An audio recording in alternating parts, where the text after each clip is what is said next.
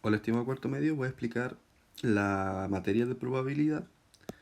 Entonces, claramente ocupar probabilidad para resolver problemas y tenemos dos contenidos, probabilidad y tipos de probabilidad.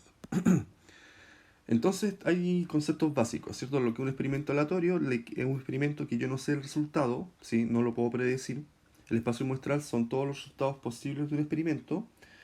Y el evento suceso claramente es un subconjunto del espacio muestral. Por ejemplo, si yo lanzo una moneda, mi espacio muestral va a ser cara, sello, ¿cierto? Que son los resultados posibles. Los eventos va a ser cara y el otro evento va a ser sello. Igual que un experimento aleatorio, porque yo no puedo predecir el resultado. Si bien sé la probabilidad de cada evento, yo no lo puedo predecir. Entonces tenemos la probabilidad clásica. Así que la probabilidad clásica es simplemente la posibilidad de que ocurra un evento, ¿cierto? Que es el resultado de un experimento. Entonces esta probabilidad es un valor que va entre 0 y 1, ¿sí? Pero es más común trabajarlo en porcentaje, es decir, de 0 a 100%. ¿Y cómo se calcula la probabilidad? Según la regla de Laplace, bastante sencillo, dice que la probabilidad de un evento A van a ser los casos favorables dividido los casos posibles.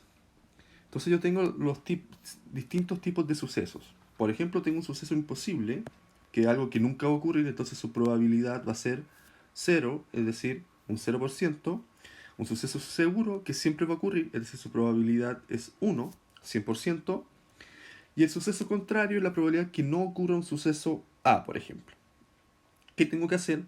Tengo que, al total, ¿cierto? Que es 1, de que algo siempre ocurra, le resto la probabilidad de que ocurra A. Entonces veamos el primer ejemplo. Dice, del año 2017 tengo 50 estudiantes, que se va a sortear un MP3, y dice que por cada 3 mujeres hay 5 hombres. Esto es clave. Entonces yo tengo que el número de datos es 50. Y a mí dice las mujeres son a los hombres como 3 es a 7. Entonces recuerden que aquí yo puedo hacer lo siguiente. Puedo decir que 3x más 7x es igual al total 50. 10x, 50x, 10. Es decir, hay 15 mujeres y hay 35 hombres. Luego me dice que en el día del sorteo faltan 2 mujeres. Entonces para el día del sorteo hay un total de 48 estudiantes, donde hay 13 mujeres y 35 hombres. Y me dice, ¿cuál es la probabilidad de que el premio lo gane una mujer? Simple. La probabilidad de que lo gane una mujer van a ser los casos favorables dividido los casos totales, ¿cierto? Entonces esto me va a quedar 13 dividido 48. Y eso es todo, ¿sí? Alternativa A. Luego tengo el 21, ¿sí? Que es de este año, es decir, el ejemplo del 2021. Dice, en cierto experimento, la probabilidad de que ocurra un suceso A es P, mientras que la probabilidad de que ocurra un suceso B es Q. Si los sucesos A y B son independientes, es decir, quiere decir que A no depende de B y B no depende de A, ¿sí? Son independientes. ¿Cuál de las siguientes expresiones representa siempre la probabilidad de que ocurra al menos uno de los dos sucesos? ¿Ya? Entonces, bien, recordemos. Que ocurra A, ¿sí? Va a ser P. Que ocurra B, va a ser Q. Que no ocurra A, ¿sí? Que no ocurra A y que no ocurra B, mejor dicho, disculpen. En este caso va a ser 1 menos P. En este caso va a ser 1 menos Q. Entonces yo tengo que ver la probabilidad de que ocurra al menos uno de los dos sucesos. ¿Sí? Uno de los dos. Entonces yo tengo los siguientes casos. Que ocurra A y no ocurra B. ¿Sí? O que no ocurra A, pero que ocurra B. O que ocurra A y ocurra B.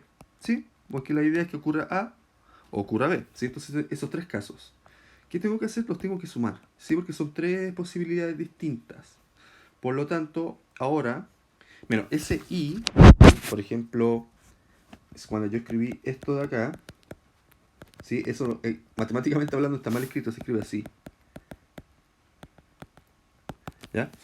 Entonces me va a quedar, esto va a ser P por 1 menos Q más 1 menos P por Q más P por Q, ¿sí? Entonces si yo resuelvo esto va a quedar P menos PQ más Q menos PQ más PQ. Entonces si simplifico, me va a quedar eso así, me va a quedar P más Q menos PQ. ¿Sí? Esto es bastante algebraico este ejercicio, alternativa E. Y ahora pasamos a los tipos de probabilidades. Entonces tengo la suma de probabilidades de eventos mutuamente excluyentes, que son eventos mutuamente excluyentes que si uno ocurre, el otro no puede ocurrir. ¿Sí? Como que, no sé, pues si ocurre A, no puede, por ejemplo, si llueve, no puede llover, ¿sí? Porque son mutuamente excluyentes. En este caso, yo tengo que sumar las probabilidades y voy a tener una unión, ¿sí? Que en el caso de lo verbal es un o. ¿Sí? Ocurre esto o esto, ¿sí? Pero no pueden ocurrir ambos. Cuando no son mutuamente excluyentes, claramente pueden ocurrir ambos, ¿sí? Entonces, en este caso, yo voy a sumar las probabilidades y voy a restar la intersección. La intersección es cuando ocurren ambos juntos, ¿sí? Porque en este caso sí pueden ocurrir juntos. Después tengo los eventos independientes, que son aquellos que uno no depende, es decir, la ocurrencia de uno no depende de la ocurrencia del otro, y simplemente yo voy a multiplicar las probabilidades. Estos son los casos que más aparecen, y el conector es un i. Y los eventos dependientes son aquellos en que la ocurrencia de uno afecta a la ocurrencia del otro. Y se calculan de esta forma, ¿ya? Ahora bien, ¿cómo calculo esto? Bueno, lo tengo que hacer respecto a que el nuevo espacio muestral va a cambiar, ¿sí? Estos son los típicos ejercicios de que, por ejemplo, tú sacas bolitas y no las repones, ¿sí? Este caso es generalmente cuando no hay reposición. No hay reposición. Luego tengo algo que se llama el diagrama de árbol. El diagrama de árbol sirve para eventos con dos resultados posibles. Por ejemplo, caricello, que nazca un hombre o una mujer, etcétera, ¿sí? Y yo simplemente tengo que tener mi experimento y yo voy dividiendo esto según los resultados posibles, ¿sí? Igual no es muy recomendable usar el diagrama de árbol porque se hacen muchas ramas y eso a uno lo puede complicar. El triángulo de Pascal. Si este es importante, denle vuelta al triángulo de Pascal, que en realidad es llevar el diagrama de árbol a algo más, con estructura más matemática. Entonces aquí vamos a tener los números de lanzamientos, ¿sí? Por ejemplo, o el número de experimentos. Entonces tú tienes la cúspide del triángulo con un 1. Entonces, por ejemplo, ya te pones 1, 1 y aquí tú sumas esos dos te da 2. Y después haces lo mismo. Entonces, por ejemplo, si aquí tengo el nivel 6, ya, hablo por ejemplo de lanzar una moneda. En la moneda tengo cara, sello, ¿cierto? Tengo esos dos resultados posibles. Por ejemplo, aquí me dice que voy a tener 6 caras. Y aquí voy a tener 6 sellos, ¿sí? Y aquí voy a tener 5 caras y aquí 5 sellos. Claramente son 6 caras, 0 sellos y aquí un sello, ¿cierto? Y aquí va a ser una cara. Y aquí 0 sellos. Entonces así se va construyendo. Y aquí está la probabilidad condicionada, lo que le había dicho anteriormente, ¿sí? Que simplemente se refiere a que el espacio muestral cambia. Yo tenía un espacio muestral cualquiera y ahora tengo que tomar el espacio muestral del suceso A. Y se obtiene de esta forma, ¿sí? Yo recomiendo hacerlo de la forma tradicional teniendo en cuenta que no hay reposición, por lo tanto el espacio muestral disminuye. Y la ley de los grandes números simplemente me dice de que si yo tengo muchas repeticiones del experimento, ¿cierto? Es una cantidad muy alta, 500.000 por ejemplo, y el experimento tiene dos resultados posibles, siempre la probabilidad de uno y el otro va a ser del 50%, ¿sí?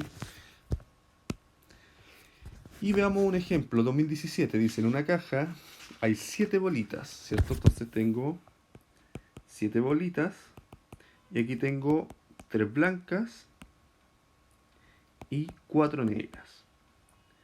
Todas del mismo tipo, eso se refiere a que todas tienen la misma probabilidad de salir. Si se extraen al azar 2 bolitas sin reposición, ¿cuál es la probabilidad de que la primera sea negra y la segunda sea blanca? Entonces, que la primera sea negra, claramente va a ser 4 de 7, ¿sí? Pero si después me voy al segundo, ¿cierto? Que sea blanca, ¿qué ocurre? Mi espacio muestral disminuye en 1. Entonces aquí va a tener 3, esto va a ser un medio. Y como dice un i, yo lo que voy a tener que hacer es multiplicar, ¿sí? Las dos probabilidades que obtuve, ahora sí, con azul, que sea negra y después sea blanca, va a ser 4 séptimos por un medio. Si simplifico aquí, me va a quedar 2 séptimos. Y está resuelto el ejercicio. El segundo ejemplo, que es de este año también, dice, ya tengo que Andrés es director técnico de un equipo de fútbol y que realiza un estudio estadístico contra su próximo rival. Entonces ahí salen los equipos, los goles y las probabilidades.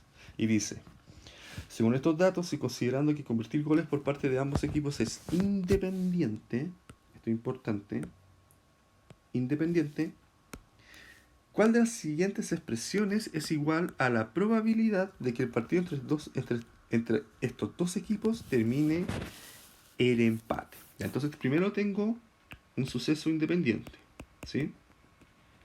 Entonces esto era que la probabilidad de A y B era la probabilidad de A por la probabilidad de B. Ahora, ¿qué ocurre? Yo tengo 4 casos posibles que empaten a 0 goles, a 1 gol, a 2 goles o a 3 goles.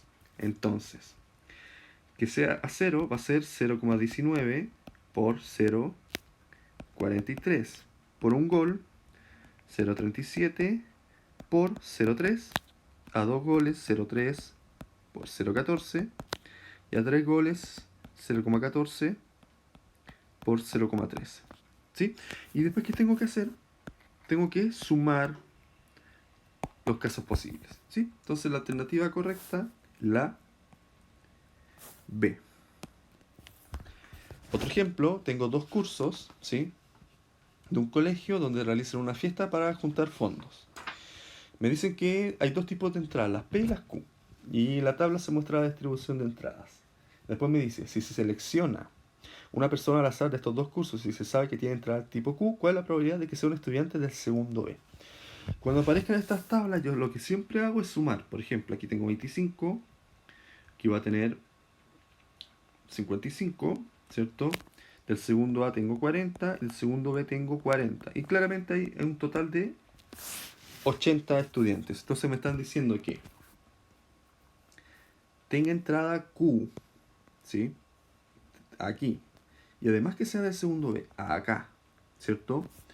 Entonces me dicen, ¿cuál es la probabilidad que sea un estudiante del segundo B? ¿Sí? Entonces, ¿qué ocurre? La probabilidad de este suceso A le va a llamar, va a ser casos favorables, ¿cierto? Número de casos posibles. En este caso, los casos favorables sea que tenga entrada Q.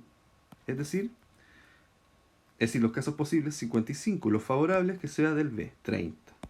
Y listo. 55 simplifico por 5 y va a quedar 6 onceavos. Alternativa B. Esto no quiere avanzar, esperen. Ahora sí. Y el último, dice en una caja hay solo bolitas verdes y rojas, todas del mismo tipo. Se puede determinar la cantidad de bolitas verdes que hay en la caja si se sabe qué. Entonces tengo bolitas verdes y rojas. ¿Sí? No sé la cantidad.